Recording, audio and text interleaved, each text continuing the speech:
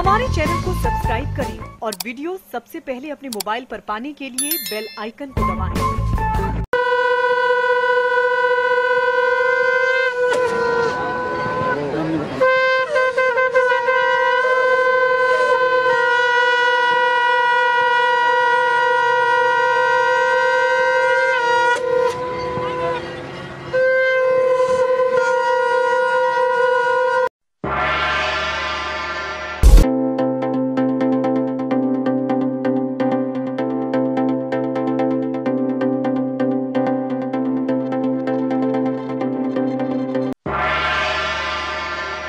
नमस्कार, मैं हूं अनिल वर्मा शेखर। रात के 10 बजे है और समय है बिग बुलेटिन का।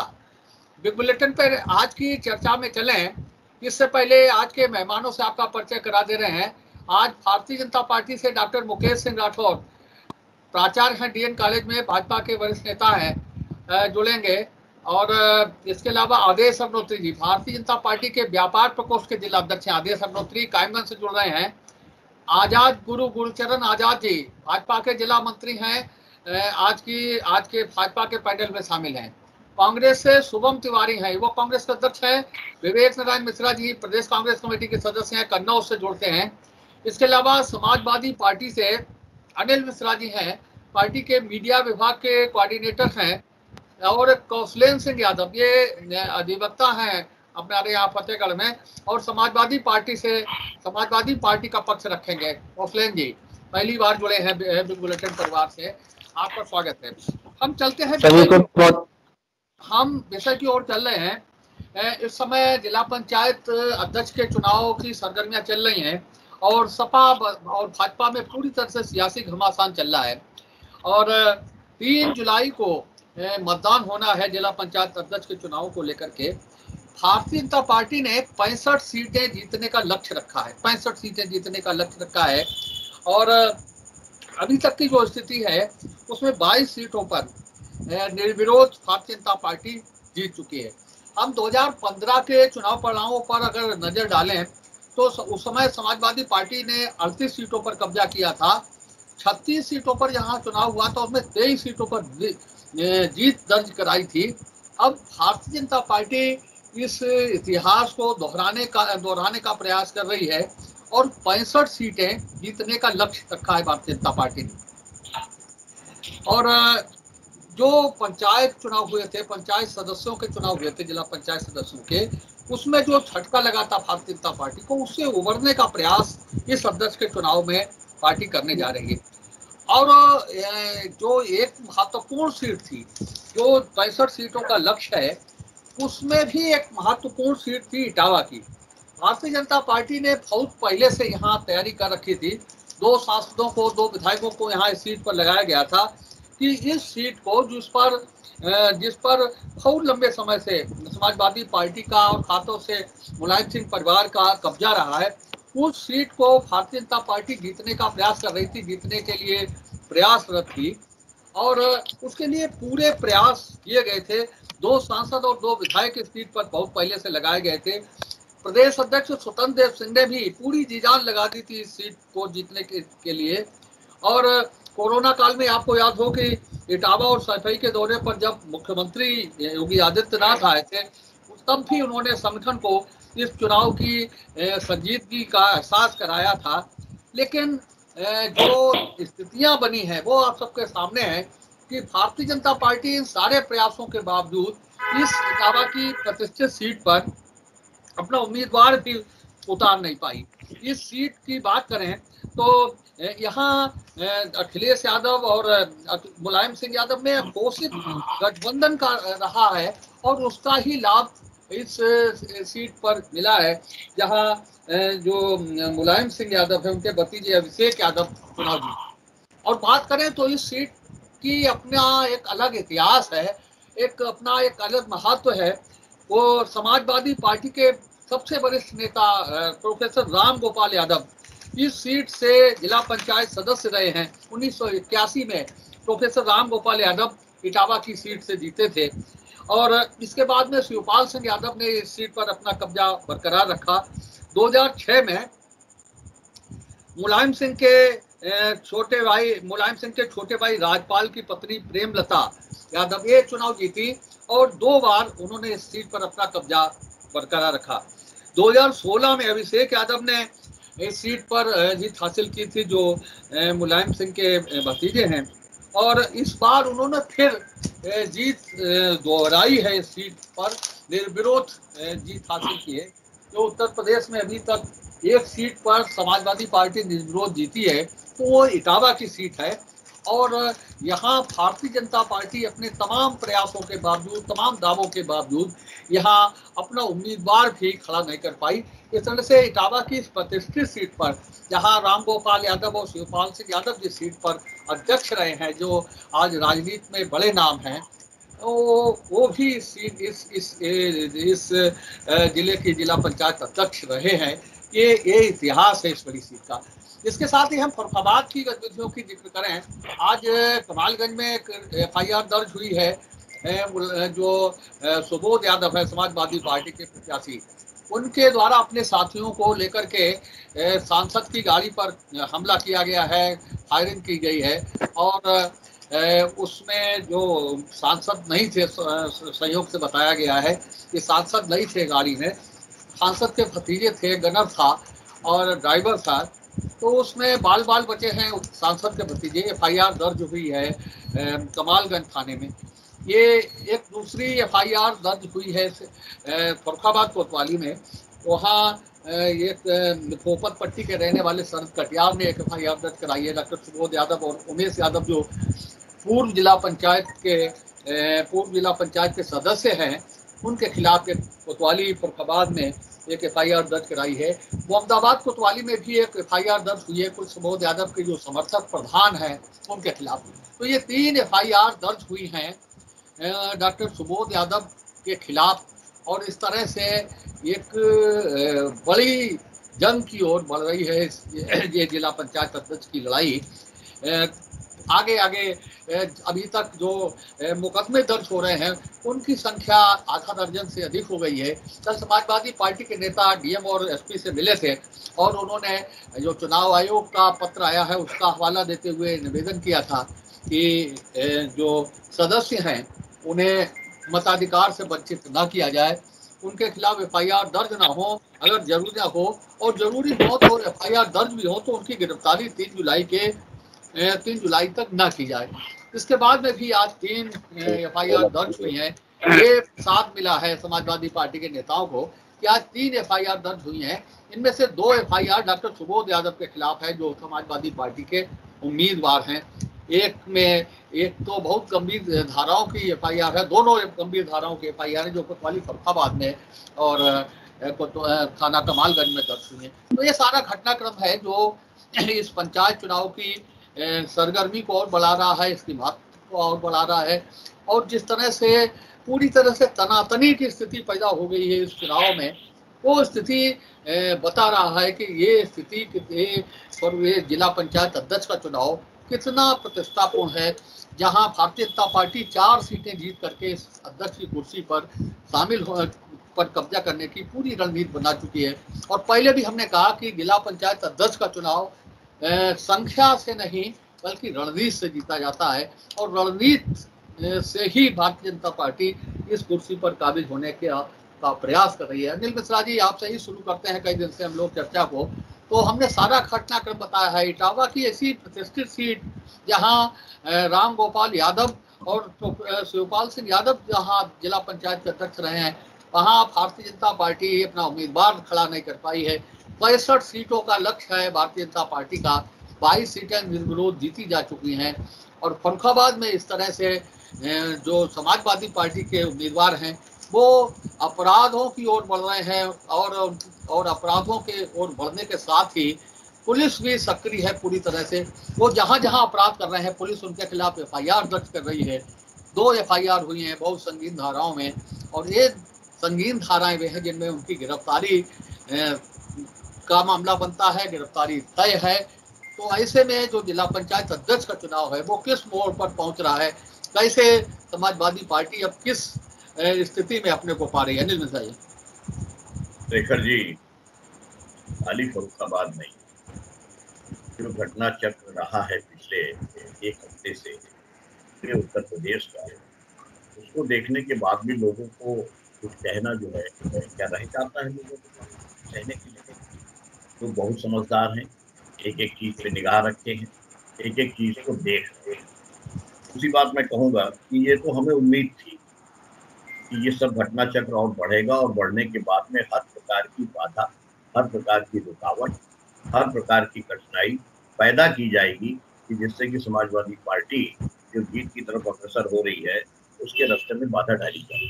और ये होता भी है, रणनीति की बात होती है। लेकिन अफसोस ये है कि इस बार के चुनाव में रणनीति जो है वो सीधे सीधे क्या टेलीफोन सुन रहे हैं विकास, या किसी को बहस सुना रहे हैं, रख देंगे हम लोग आपस में बहस कर रहे हैं यार, कोई बात नहीं, चलिए छोटे हैं आप तो कभी कभी गाइड कर देते हो यार। तो इस प्रकार की जो है जो रणनीति है, जहां पर हर व्यक्ति स्वयं समझ रहा है कि किस तरीके से प्रशासन को मजबूर करके, प्रशासन को गुमराह करके, प्रशासन की ताकत का सहारा लेकर के प्रजातंत्र और लोकतंत्र को बिल्कुल उसकी हत्या की जा रही है। इसके बाद कुछ कहने को नहीं रहता। मैं एक ही बात कहता हूँ, अभी तो FIR हुई है, FIR किसी के भी खिलाफ हो सकती है, FIR की जा सकती है, FIR की जांच भी होगी, और जांच के वक्त हम फिर उसके बाद में एक बात कह रहे हैं जो हमने पहले भी की कि जांच के अधिकारी अगर निष्पक्ष बिल्कुल चुनाव केस की जो है करेंगे इस FIR की जांच, तो दूध का दूध पानी का पानी सामने हो जाएगा। इस प्रकार की कोई घटना ही नहीं। नंबर एक बात, एक मैं शेर सुना कि तूफान कर रहा था मेरे अज़्म का तवाफ, तूफान कर रहा था मेरे अज़्म का तवाफ, दुनिया समझ रही थी कश्ती भवन।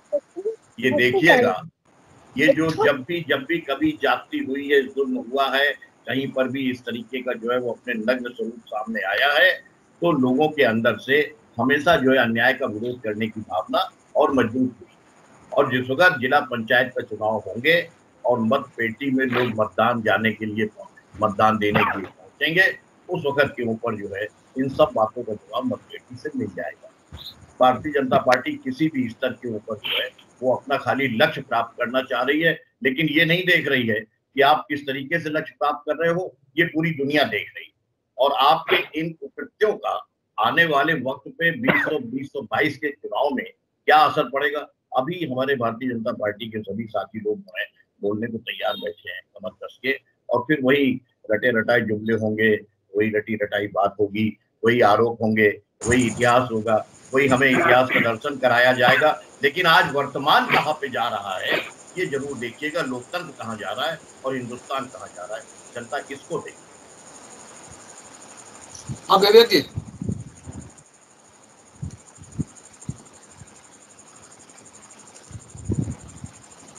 विवेक जी जी इस तरीके से भाजपा ने 22 में 21 सीटें जीती हैं, उससे तो शेखर जी लग रहा है कि बाकी की 53 सीटों में 49 सीटें भी भाजपा जीतेगी और 65 का जो अनुमान है वो 70 पे जाएगा। जिस तरीके से बसपा ने अपना स्टैंड लिया है इस पंचायत चुनाव में न भाग लेने का अध्यक्ष के, और जो सपा का स्टैंड चल रहा है ये जनता सभी देख रही है, और उसका जो समर्थन अप्रत्यक्ष रूप से भाजपा को मिल रहा है ये, उसको देखते हुए भाजपा अपने लक्ष्य से नीचे जाएगी। 65 का लक्ष्य है लेकिन ये 70 तक पहुंच सकता है। ये यहाँ पे हमें एक चीज याद आ रही है, तो उसको जरा हम, कबीरा खड़ा बाजार में देखा ठगा हुआ, देखे ठगा जनता को सपा और बसपा के बार से। तो आज जिस तरीके का उत्तर प्रदेश में ये सीन चल रहा है और सपा और बसपा का समर्थन भाजपा को मिल रहा है, इससे बिल्कुल साफ हो गया है कि अब उत्तर प्रदेश में कांग्रेस ही मुख्य विपक्षी पार्टी बन के उभरेगी, और जनता ये सब देख रही है। और 22 में जनता भाजपा से नैतिकता का सवाल पूछेगी और सपा और भाजपा के लोगों से पूछेगी, क्या जीतने के बाद आप भाजपा को समर्थन तो नहीं करेंगे? ये सवाल जनता जरूर पूछेगी जब 2022 में ये जाएंगे चुनाव के मैदान में ये। और ये कोई प्रत्याशित भी नहीं है सपा और बसपा का भाजपा को समर्थन देना, क्योंकि दोनों ही दलों के जो मुख्यमंत्री बने हैं पुराने में, अभी बन चुके हैं 3 बार माननीय मुलायम सिंह जी, मायावती जी, ये सब अपने बड़े भाई भाजपा के सहयोग से ही बने हैं। तो ये सिर्फ कलाबाजियां हो रही हैं और जनता खूब देख रही है। 2022 में जनता इनसे सवाल जरूर पूछेगी। शुभम तिवारी। देखिए शेखर जी, बड़ा अच्छे विषय पे आज चर्चा हो रही है और सभी लोगों को ये जानकारी भी है कि 2015 में क्या हुआ था और 21 में क्या हो रहा है। मेरा अपना इस पे एक मानना है, एक दृष्टिकोण है कि 2015 में जो समाजवादी पार्टी ने किया, आज उसका अनुसरण भाजपा कर रही है। 2015 में जो भाजपा कोस रही थी, वो आज समाजवादी पार्टी कोस रही है। तो ये कहीं ना कहीं एक दूसरे के पूरक होकर एक विवादित राजनीति जो हमेशा से होती, जो सोच है इन दोनों की, वो हो रही है। पे दूसरी बात, बस एक बड़ी बात यहां देखने को सामने आ रही है। अगर आप लोग गौर करें कि 2015 के समय में ऐसी स्थिति की अगर किसी की भी, मतलब जिसकी सत्ता भी रही, उसकी अगर सिर्फ 4 सीटें हुई तो 4 के 16 करने का जो आंकड़ा था वो इतना फिट नहीं बैठ पाया था, जो अब यहां पर भारतीय जनता पार्टी ने करके दिखाया है कि 4 को 16 कैसे करेंगे। और क्योंकि अब यहाँ पे बहुत सी बातें इस बार देखने को मिल रही हैं, जहां के समाजवादी पार्टी भी जो आरोप लगा रही है कि सत्ता का बेजा इस्तेमाल, तो भाई जब चुनाव आयोग के रसूख को ठेस पहुंचाई जा रही है, किस बात का चुनाव आयोग, किस बात की जांचें, किस बात की व्यवस्था है? वो बाद में मुकदमे दर्ज होते हैं, वो तो होते रहेंगे भाई, खुद ही सब जांचें करवानी है, खुद ही सबका निर्णय लेना है। तो चुनाव आयोग का जो फैसला आया था वो तो कहीं ना कहीं बिल्कुल निराधार साबित होता दिख रहा है। और अगर एक बड़ी बात यह है कि डिबेट के माध्यम से ये बात भी जानी चाहिए जनता के बीच में कि जिनके ऊपर आज मुकदमे लग रहे हैं इतने महीनों पुराने, उन पर अब तक क्या जो है ऐसी कौन सी रणनीति रही भारतीय जनता पार्टी की कि उन पर अब तक कभी कार्रवाई हुई नहीं? इतना लंबा समय बीत जाने के बाद इतने लंबे विवाद जो थे उन पर आज मुकदमे दर्ज करवाने पड़ गए। क्या ये मानना या कहना गलत नहीं होगा कि कहीं ना कहीं जिनके ऊपर अभी मुकदमे दर्ज हो रहे हैं उनको संरक्षण भी भारतीय जनता पार्टी के लोग दे रहे थे? क्योंकि देखिए, अगर संरक्षण ना दे रहे होते तो ये मुकदमे आज दर्ज होने की स्थिति में नहीं होती। और जहां तक फर्रुखाबाद की बात है, तो मेरा एक अपना दृष्टिकोण है कि फर्रुखाबाद में ये लड़ाई डॉक्टर वर्सेस डॉक्टर है। एक तरफ से सपा के डॉक्टर हैं और एक तरफ से भारतीय जनता पार्टी के सहयोग में खड़े हुए एक डॉक्टर हैं। अब बस देखने वाली बात यह है, जो 3 तारीख को पता चलेगी कि किस डॉक्टर की दवाई से इस जिला पंचायत का इलाज होने वाला है। क्योंकि सब कुछ साफ दिख रहा है, भारतीय जनता पार्टी ने एकदम एक बड़ा सा कुनबा जोड़ लिया। समझ में नहीं आ रहा है कि किस तरीके से क्या जो है, क्या अंदर खाने की बात चल रही है, क्या हुआ है कि 4 से 16 करने का जो गणित है वो कहीं ना कहीं इन सब वाद विवाद में बीच फंस के देखने को मिल रहा है। और जिस तरीके से कार्रवाई हो रही है ये कहीं ना कहीं गलत है। इस पर जो लोग सत्ता में बैठे हैं, जो बड़ा ईमानदारी की बात करते हैं, उन्हें भी आत्मचिंतन करना चाहिए था। हम ये नहीं कह रहे हैं कि दोषियों पर कार्रवाई ना हो, लेकिन साहब कांग्रेस पार्टी ये कह रही है दोषी ने अगर जिस समय दोष किया था, जिस समय उसने गलती करी थी, उस समय कार्रवाई क्यों नहीं हो, इसकी जांच अगर और होके जनता के सामने आए कि साहब उस समय ये मजबूरी रही, तो ज्यादा बेहतर होगा। जनता भी समझेगी कि भारतीय जनता पार्टी बड़ा नेक और साफ सुथरी जो छवि की बात करती है वो भी खुल के सामने आएगी। और फर्रुखाबाद में तो अब बस यही देखना बाकी रह गया है कि साहब किस डॉक्टर की दवाई जो है जिला पंचायत को ठीक करती है। हम भी इंतजार कर रहे हैं। 3 तारीख को ही पता चलेगा कि कौन जिला अध्यक्ष बनेगा। रही बात 2022 की, 2022 में जो सरकार बनेगी वो सपा की बनेगी। जो अभी सीटें इनकी निकल रही हैं वो सब भाजपा की दबाव से, और जो निर्विरोध हुए हैं वो प्रत्याशियों के नामांकन ना होने के कारण 21 सीटों में जो बीजेपी जीत रही है वो इसी वजह से जीती हुई है।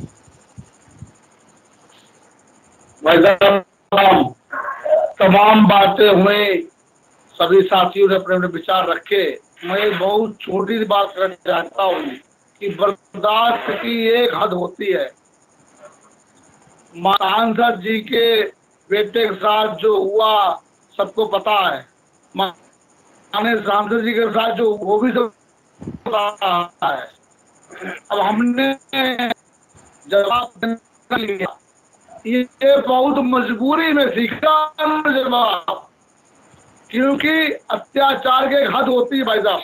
1 बार बर्दाश्त किया, 2 बार बर्दाश्त किया, 3 बार बर्दाश्त किया। जब बर्दाश्त की हद निकल गई तो भारतीय जनता पार्टी के लोगों ने भी उसी राह पे बात करने की सोच ही है अभी, या कुछ नहीं है। और रही बात जिला पंचायत अध्यक्ष की, तो भाई साहब मैं सबसे निवेदन करूंगा, सब लोगों को बताना चाहता हूँ कि भारतीय जनता पार्टी इस जिला पंचायत चुनाव में कुछ भी नहीं कर रही है। भारतीय जनता पार्टी तो केवल सम्मान कर रही है। भारतीय जनता पार्टी ने जो वचन दिया, अपनी बहन को आशीर्वाद दिया है, केवल बाकी पर अपना काम कर रही है।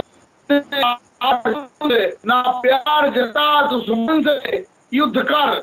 तो जब युद्ध की बेला शुरू हो चुकी है, तो हम अपनी बहन की विजय चाहेंगे।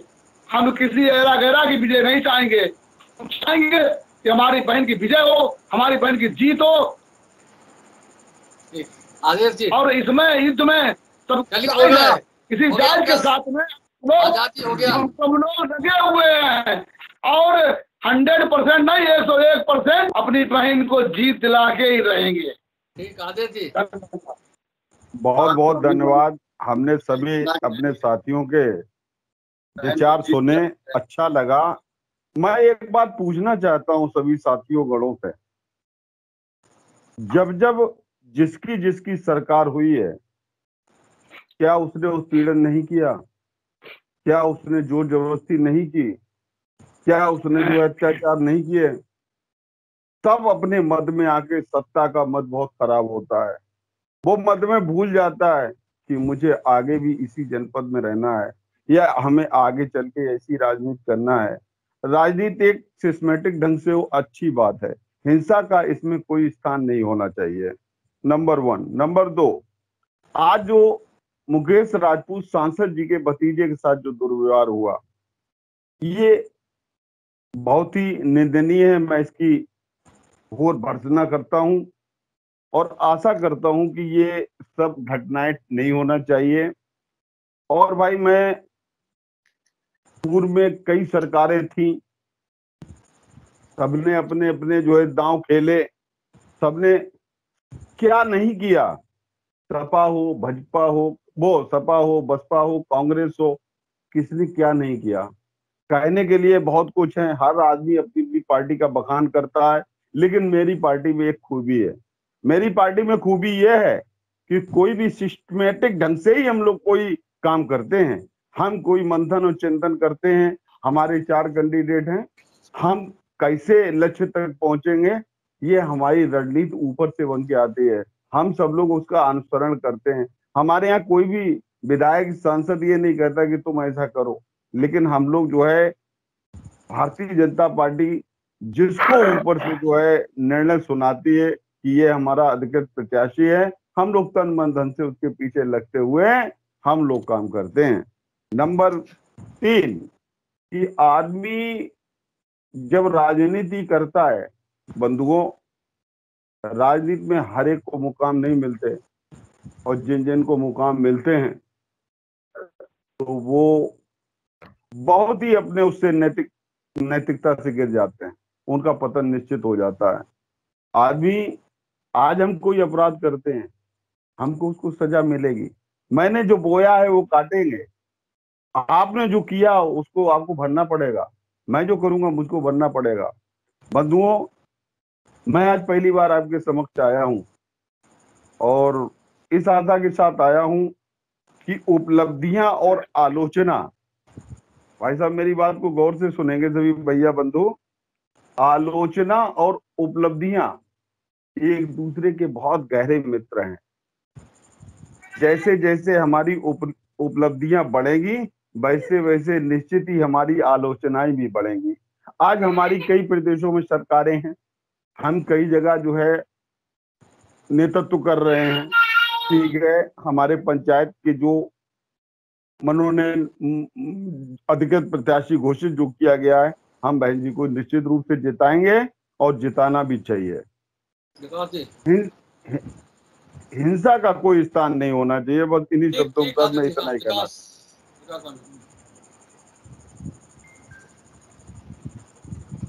आवाज नहीं आ रही विकास, आवाज नहीं आ रही। भाई साहब बहुत बहुत धन्यवाद आपका। अब आ रही है आवाज मेरी? अरे यार, मैं अपनी बात प्रारंभ करूं इससे पहले मैं चंद लाइनें बोलूंगा जो शायद मैंने कहीं लिखी पड़ी थी। राम का नाम लेकर जो मर जाएंगे वो अमर नाम दुनिया में कर जाएंगे। ये मानो न बहुत खूब। मानो क्या थी, हम मुसाफिर हैं कल अपने घर जाएंगे। ये हमारी आइडियोलॉजी है, भारतीय जनता पार्टी की आइडियोलॉजी है। हम सरकार जब चलाने आते हैं तो ये सोच के नहीं आते हैं कि हमारा कल्याण हो, हमारी पार्टी का कल्याण हो, हमारे एक परिवार का कल्याण हो। हम जब सरकार चलाने आते हैं तो ये ध्यान में रख के आते हैं, ये एक जिम्मेदारी है और हमें इस कर्तव्यों का निर्वाह राष्ट्र कल्याण के लिए, समाज कल्याण के लिए करना है। तो हमारे लिए कोई बहुत मायने नहीं रखती है कि 2022 की सत्ता में हमारी वापसी होगी कि नहीं होगी, समाजवादी पार्टी सरकार में आएगी तो वो हमारे लोगों के साथ कैसा व्यवहार करेगी। हमें इस बात से बहुत ज्यादा फर्क नहीं पड़ता है। समाजवादी पार्टी के लोग हैं, इनकी आइडियोलॉजी को पूरा उत्तर प्रदेश जानता है, किस तरीके की सरकारें इन्होंने चलाई हैं। बरसों बरस लोकप्रियता का अभी यहाँ उदाहरण दिया गया कि हम बहुत लोकप्रिय हैं। समाजवादी पार्टी के लोगों ने ऐसे लोकप्रियता का उदाहरण दे दिया कि विश्व की सबसे लोकप्रिय पार्टी होने का खिताब तो शायद समाजवादी पार्टी के ही पास हो। इसी लोकप्रियता का विकास जी कैमरा घूम गया हमारा। अच्छा,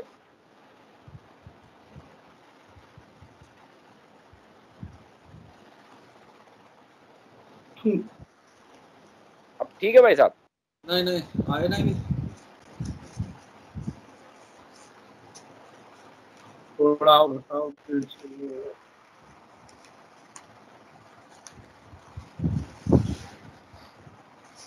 कैमरे ने भी कहा सही करिए अपने को। अब ठीक है हाँ हाँ बोलिए जल्दी से बोलो। अब ठीक है भाई साहब, बिल्कुल स्पष्ट कहते तो लोकप्रियता के विषय में तो समाजवादी पार्टी को लग रहा है जिस तरीके से किया गया है तो सहकारिता के चुनाव हो, चाहे समाजवादी पार्टी का 2015 का जिला पंचायत का चुनाव हो, हम सभी जानते हैं कैसे लड़ते थे और कितनी लोकप्रिय पार्टी है ये भी पूरा उत्तर प्रदेश जानते हैं। यहाँ पे एक साथी द्वारा कहा गया कि हम इतिहास की बातें करेंगे, हम भूतकाल में चले जाएंगे। तो भाई साहब इतना डर किस बात का है? 15 साल उत्तर प्रदेश में सरकारें चलाई आपने, आखिर बात 15 सालों की क्यों नहीं करना चाहते आप क्यों नहीं 15 सालों के कृत्यों को सुनना चाहते हैं? क्योंकि आप जानते हैं कि आपने 15 सालों में केवल कृत्य किए हैं और 15 सालों में आपने केवल अपनी जेबें भरी हैं, अपनी परिवार की जेबें भरी हैं। इसलिए आप 15 सालों की जब भी बात आती है इतिहास से बड़ा डर जाते हैं, क्योंकि आपका इतिहास कलंकित करने वाला है इस देश को भी और इस समाज को भी। क्योंकि याद है रामपुर कांड, अगर ना याद हो तो याद कर लेना, एक काला अध्याय है उत्तर प्रदेश का जो समाजवादी पार्टी का पीछा कभी नहीं छोड़ेगा, कभी नहीं छोड़ेगा। ये आप लिख के रखिए। इतिहास अगर अच्छा होता तो आपको गर्व करना पड़ता, इतिहास में कहीं ना कहीं खोट है आपके, इसलिए आपको इतिहास में आने में डर लगता है। वरना मुझे कोई दिक्कत नहीं है, जब कभी भी इतिहास विषय पर चर्चा करना चाहें तो मैं इस मंच के माध्यम से खुले तौर पे ये कहता हूं कि मैं इस पर भी तैयार हूं कि 60 साल वर्षित 6 साल पे भी चर्चा करने को तैयार हूं और 15 साल वर्षित 5 साल पे भी चर्चा करने को तैयार हूं। जब मन करे तब कर लीजिएगा, मैं तैयार खड़ा हूं, क्योंकि हमारी नीयत यही है। दूसरा जो विषय था 65 का, आप देखिए अखिलेश कॉपी करने में बहुत माइंड है समाजवादी पार्टी। मैं ये इसलिए कह रहा हूँ कि सबसे पहले हम लेकर के आए थे 272 प्लस। आदरणीय एडिटर महोदय को याद होगा कि हम लेके आए थे 272 प्लस 2014 के चुनाव में, फिर हम लेके आए 300 प्लस, अब उसी को कॉपी कर लिया था 350, हम अब की बार 350। तो ये सारी चीजें जो कॉपी करने का फार्मूला है, चाहे प्रशिक्षण शिविर का हो, चाहे इन सब चीजों का हो, समाजवादी पार्टी की अपनी आइडियोलॉजी मेरे लगता रह गई है कि हमेशा कॉपी करने में विश्वास रखती है, अपनी कमियां देख के अपनी कमियों में सुधार। ठीक, हाँ मिसाई बड़ी साफ कह दे रहा हूं और एक शेर में कह रहा हूं कि जलते घर को देखने वालों उसका छप्पर आपका भी है। जलते घर को देखने वालों उसका छप्पर आपका भी है। आगे पीछे तेज हवा है, बाकी मुकद्दर आपका भी है। उसके कत्ल पे मैं भी चुप था, मेरा नंबर अब आया। मेरे कत्ल पे तुम भी चुप हो, अगला नंबर आपका भी है।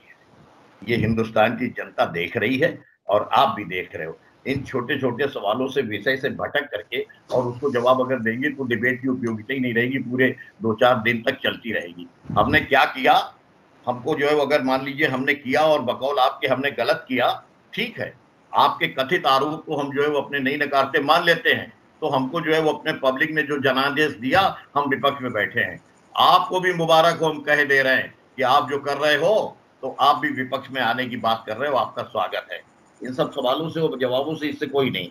समाजवादी पार्टी जो है उसने कहाँ पे क्या जुल्म किए और किसके ऊपर जुल्म ढाए, जिस हिसाब से और जिस अंदाज में किया जा रहा है, मैं एक बात साफ कह रहा हूँ, कोई भी राजनीतिक व्यक्ति, किसी भी राजनीतिक व्यक्ति के साथ में अगर कहीं पे कोई हिंसा की बात आती है, नहीं आनी चाहिए, चाहे वो किसी भी दल का व्यक्ति हो। लेकिन किसी भी राजनीतिक व्यक्ति को ये इजाजत नहीं दी जाएगी कि अगर हिंसा न हो रही हो और कानून को तोड़ मरोड़ करके केवल जिला पंचायत की अध्यक्षता के लक्ष्य को प्राप्त करने की बात हो रही हो, वो भी इजाजत नहीं दी जानी चाहिए। ये बात बिल्कुल साफ होनी चाहिए। मैं स्वागत कर रहा हूँ, किसी से भी अच्छी से अच्छी मशीनरी से जांच करा ली जाए, और मैं स्वागत कर रहा हूँ इस बात का कि अगर जो एक घटना जो है कहीं पे सत्य पाई जाती है, चलिए वो जांच होगी, जांच का विषय है। और अगर आप जो है वो कुछ कहने की बात करेंगे, मैं साफ कह रहा हूँ, कौन न मर जाए इस मासूमियत पे, है खुदा, लड़ते भी हैं, हाथ में तलवार भी नहीं, कत्ल भी आप करेंगे और कहेंगे कातिल भी हम नहीं है।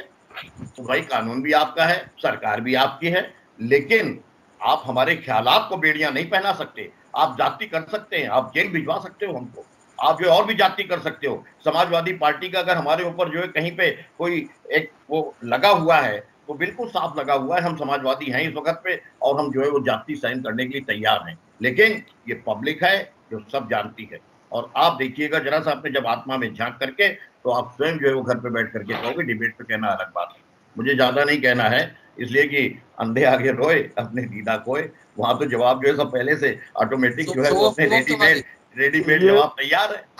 भाई साहब सभी अंधे नहीं होते, ये आप गलत कह रहे हैं, ये गलत बात है। सभी अंधे नहीं होते हैं भाई। आप थोड़े अंधे हो, अरे थोड़े अंधे, बात वो नहीं है, डिबेट में बैठे हुए सभी कुछ न कुछ क्वालिटी होगी ना सबकी। अरे भाई साहब, मैं डिबेट में बैठे लोगों से नहीं बात कर रहा हूँ, दर्शक देख रहे हैं जिनमें की कुछ कहीं पे अंधभक्त होंगे और कहीं पे आपके जो है अपने निष्पक्ष मूल्यांकन वाले होंगे। आप अपने को कहां से उसमें ले आए आदेश जी? नहीं, मैं अपने को नहीं लिया, मैं सभी के लेके ही बात करते, सब अंधे नहीं होते भाई। ये मुहावरा है, ये मुहावरा है, और मुहावरा ये है कि अपने दीदा खोएं। आप पे नहीं है, यहाँ बैठे हुए किसी पे नहीं है, लेकिन उस विचारधारा देखिए मैंने बड़ा गंभीरता सबकी बात सुनी, और कहीं ना कहीं समाजवादी पार्टी और भारतीय जनता पार्टी की अपनी अपनी एक अलग पीड़ा है। भाजपा की पीड़ा कहीं ना कहीं ये है कि वो 65 सीटें, 75 में से 65 सीटों का स्लोगन और इन सब बातों को लेकर, लेकिन पीड़ा ये है कहीं ऐसा ना हो कि दरख्त खसक जाए। दूसरी समाजवादी पार्टी को ये लग रहा है कि आज वही दौर जो 15 वाला था उसका पूर्ण रूप से अनुसरण भारतीय जनता पार्टी कर रही है, ये पीड़ा है। लेकिन बहुत अच्छी बात यह है, भारतीय जनता पार्टी के एक आदरणीय प्रवक्ता शायद पहली बार जुड़े हैं, उन्होंने एक बात कही, मैंने उनकी बात को बड़ा गंभीरता से सुना। उन्होंने साफ कहा, जब हम लोगों ने आरोप के रूप में बातें रखी तो उन्होंने साफ कहा कि क्या पूर्व की सरकारों ने अत्याचार नहीं किए। तो मैं उनके उस क्या पे जाना चाहता हूं कि क्या पूर्व की सरकारों ने अत्याचार नहीं किए, तो क्या ये जो शब्द क्या के साथ शुरू हुआ है, क्या ये एडमिट कर रहे हैं कि अगर पूर्व की सरकारों के ने जो अत्याचार किए वो हम भी करेंगे, पूर्व की सरकारों ने जो नियमावलियों की धज्जियां उड़ाई हैं वो ही हम भी करेंगे। विकास जी ने बहुत शालीनता से बात रखी, बहुत अच्छी बात रखी, और खुशी की बात यह है कि राम का नाम लेके बात रखी। उसके बावजूद एक ही पार्टी के दो तरीके की विचारधारा कि अगर पहले हुआ है तो हम भी करेंगे। तो देखिए ये जो इस समय जो राजनीति हो रही है, बीइंग ए कांग्रेस, मैं साफ कहना चाहूंगा कि इस समय जो राजनीति हो रही है वो कहीं ना कहीं लोकतांत्रिक मूल्यों का हनन करते हुए एक खुंदक की राजनीति हो रही है, जिसे हम लोग फरकावादी लैंग्वेज में खुंदक हो रहा है, बदले की राजनीति हो रही है। इतने लंबे समय बीत जाते हैं तब मुकदमे दर्ज होते हैं। मेरा पहला सवाल तो ये, अरे ठीक है साहब, हम भी इस बात की निंदा करते हैं कि सांसद जी के भतीजे के साथ कुछ गलत हुआ, तो साहब जब हुआ तब मुकदमा क्यों नहीं? और भी जो मुकदमे दर्ज हो रहे हैं वो उसी समय क्यों नहीं? क्या उस समय सत्ता दल लाचार था या सत्ता दल की किसी के साथ मिली भगत थी? देखिए स्वीकार तो आपको करना पड़ेगा, चाहे अपने ईमान के नाम पर स्वीकार करें या भगवान राम के नाम पर स्वीकार करें, स्वीकार तो आपको करना पड़ेगा कि इन मुकदमों पर कार्रवाई उस समय क्यों नहीं हुई। क्योंकि सांसद जी का भतीजा आज भी सांसद का भतीजा है, वो उस समय भी सांसद का भतीजा ही रहा होगा। वो मेडिकल स्टोर जिस पर कार्रवाई हुई वो कई वर्षों से चल रहा था, इसी समय उस पर कार्रवाई क्यों हुई। तो देखिए, जनता को आप लोग ताकत से, जबरिया जैसे भी हो समझाने का प्रयास करें, खूब समझाइए, लेकिन कम से कम अपने नैतिक मूल्यों के साथ अगर खड़े होकर बात कहेंगे तो आपके नाम भी सुशोभित होगा। आपकी पार्टी की जो गौरव गाथा आप लोग गाते हैं वो भी कम से कम साफ होकर आएगी। जनता को इतना मूर्ख मत समझिए कि वो इन व्यवस्थाओं को समझने में कोई बहुत परे हो, क्योंकि आई विटनेस के द्वारा हम सबकी राय जनता के बीच में जाती है। वो एनालाइजेशन करते हैं कि भैया अब आज 15 और 21 के चुनाव को लेकर अगर हम लोग एक ताना बाना बुन रहे हैं तो देखने वाला ये समझ रहा है कि साहब पीड़ा किस ओर इस समय ज्यादा होनी चाहिए। लेकिन दुर्भाग्य ये है कि वर्तमान में जो सरकार बैठी है नैतिकता की बात करती है। कांग्रेस पर भले ही आप कितने भी आरोप लगा ले, लेकिन हम बात कायदे की करना पसंद करते हैं। तो नैतिकता की बात करने से बेहतर है कि चुनाव आयोग की बात मान लेते तो ज्यादा बेहतर होता। भाई साहब ऐसा है, ये हमारी पार्टी ने कभी ये रूल नहीं अपनाया है कि खुली हमारी बंद तुम्हारी। अरे उस दिन कहाँ गए थे जब व्यापारी लुट रहा था, व्यापारी रो रहा था। हमारी पार्टी कभी ऐसा नहीं करती। हमारी पार्टी कहती है कि सिस्टमैटिक ढंग से काम करो। ठीक है, ये पुलिस ने जो मुकदमे लगाए वही जांच का विषय है, पुलिस अपना खुद निपटेगी, बताएगी कैसे क्या है, वो तो जांच होगी। भाई साहब माफ कीजिएगा, मैं आपकी बात को काट के एक बात बोल रहा हूँ। खुली हमारी बंद तुम्हारी का जो नारा आपने दिया, एक छोटी, मैं उसका समर्थन नहीं करता किसी बात पे, लेकिन एक बात जरूर पूछूंगा, कोरोना काल में 100 रुपए चालान के नाम पर वसूले हैं उन लोगों से जिनके पास 100 रुपए इकट्ठे करना बड़ा मुश्किल की बात थी। सरकार का क्या सहयोग रहा? 100 रुपए से राजस्व इकट्ठा करने वाली जो सोच है और शराब बेचकर राजस्व इकट्ठा करने वाली सोच है, इस पर आप अगर चिंतन करेंगे और बोलेंगे तो मुझे ज्यादा खुशी होगी।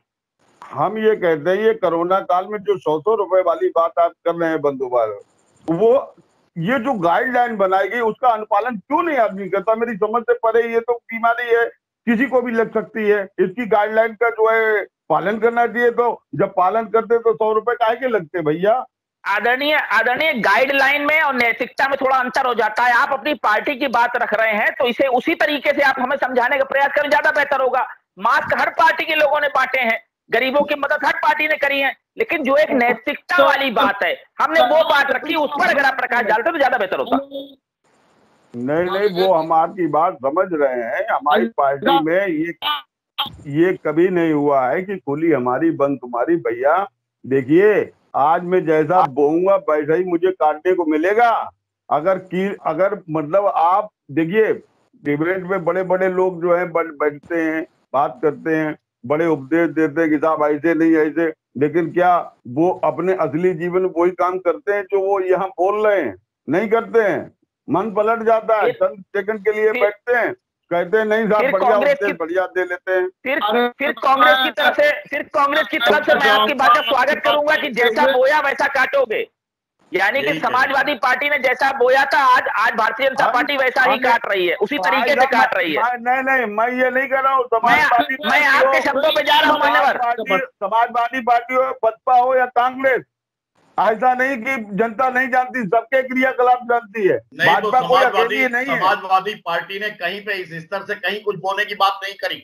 जिस तरीके का बाकायदा जुल्म का जो तांडव हो रहा है, देखिए मुझे बोलने दीजिए, अब सवाल करने दीजिए। आप बोल रहे हैं जो दबे, इस तरीके की जातियां जो है समाजवादी पार्टी के उसमें नहीं हुई। न शेर की सवारी करना बहुत, हाँ तुम भी बोलो विकास, शेर की सवारी करना बहुत आसान होता है, लेकिन उसके बाद में जो शेर की सवारी कैसे की जाती है ये जो जरा देखिए आगे तक का। ये आज जो बात कर रहे हैं व्यापारियों की, आदरणीय सुनिए, आप मेरी बात सुन ले। आदरणीय आप मेरी बात सुन ले। हो सकता है आने वाले वक्त में मेरी जुबान को खामोश करने के लिए आप कोई ना कोई FIR हम लोगों के खिलाफ करवा दें, लेकिन आदरणीय मेरी बात सुन लीजिए। व्यापारियों से जा करके आप जो है जाकर के बात करिए, व्यापारी अपने दिल पे हाथ रख करके बता देंगे क्या। लेकिन ये सब बातें चुनाव के वक्त की है। सुनो, ये सब बातें चुनाव के वक्त की है। आज के वक्त का मूल्यांकन करने की जो बात हो रही है उसके ऊपर हम लोग हट रहे हैं, हमेशा मुद्दे से हट रहे हैं। जब चुनाव आएगा हम कहेंगे बिना का बहुत अच्छा है, आप कहेंगे सिवा का बहुत अच्छा है। पब्लिक जो है तय करेगी, जनता की अदालत तय करेगी। ये आने वाले वक्त की खत्म कर रहे थे। देखिए, मुझे लगता है पार्टी और समाजवादी पार्टी के लोग जिस तरीके से आज डिबेट में बैठ के अपनी पार्टी को संत और सभ्य पार्टी का तमगा दे रहे हैं, मुझे लगता है कि अपनी पीछे के किए हुए कामों को शायद या तो भूल गए हैं या जानबूझ के जनता को बहकाने के लिए ये सब कर रहे हैं। वरना जनता जानती है कि आज विपक्ष में बैठे हैं तो राम राम जप रहे हैं, और जब सत्ता में आते हैं तो इन्हें राम भूल जाते हैं, तब इनके लिए राम काल्पनिक हो जाते हैं। तो मुझे लगता है कि पूरे उत्तर प्रदेश की जनता 2022 में निश्चित तौर पर इसका जवाब देगी कि उन्हें राम की पार्टी को चुनना है या राम के हत्यारों की पार्टी को चुनना है। बिल्कुल सही कहा विकास जी आपने। तभी आप समझिए, याद कीजिए 4 साल का बोया हुआ 4 सीटों में आप काट रहे हैं। बिल्कुल सही कहा आपने क्या बोला। अब मान लीजिए आप, यानी 4 साल में जो भाजपा ने बोया है आज आप वो काट रहे हैं। पूरी नहीं हो रही, 4 कंधे हैं अर्थी उठाने के लिए। देखिए, अगर जनता की बात कर रहे हैं, अगर जनता की बात कर रहे हैं तो मैंडेट 4 का है। जनता की बात कर रहे हैं तो मैंडेट 4 का है, पटोरा कितना भी कर लो। अरे 4 की बात नहीं कर रहे हैं भैया जी, 1 मिनट 4 की बात नहीं कर रहे हैं। अरे बड़ी बड़ी ऐसी जगह है जहाँ बूथ कैप्चर किए गए हैं, वोट डाले गए हैं, उनको जो है अपना प्रत्याशी जिताने के लिए खरीद फरोख्त हुई है। मैं नाम नहीं लेना चाहता, हम लोग ऐसा भारतीय जनता पार्टी के आदमी नहीं करते, हम लोग खरीद फरोख्त में विश्वास नहीं करते। पूछिए पत्रकार साथियों से कि कैसे जेलों में ठूसे गए, कभी पूछिए जाके साहित्यकारों से कैसे जेलों में ठूसे गए। ये कांग्रेस इमरजेंसी पे मत जाइए भैया, अघोषित इमरजेंसी लगाने वाले अब फिर इमरजेंसी की बात करने लगे। खुलेआम पत्रकारों की हत्या हो जाती है, खुलेआम पत्रकारों की हत्या हो जाती है भाई साहब, और आप ऐसा सवाल उठा। चलिए, बिग बुलेटिन की आज की बहस को यही समाप्त कर रहे हैं। आज की बहस में भाग लेने के लिए आदेश जी का, अनिल मिश्रा जी का, विवेक जी का, शुभम तिवारी का, विकास पांडे का, कौशलेंद्र यादव का और आजाद गुरु का बहुत बहुत धन्यवाद। हम कल फिर मिलेंगे एक नई बहस को लेकर, एक नए विषय को लेकर के। तब तक के लिए इजाजत दीजिए। शुभ रात्रि।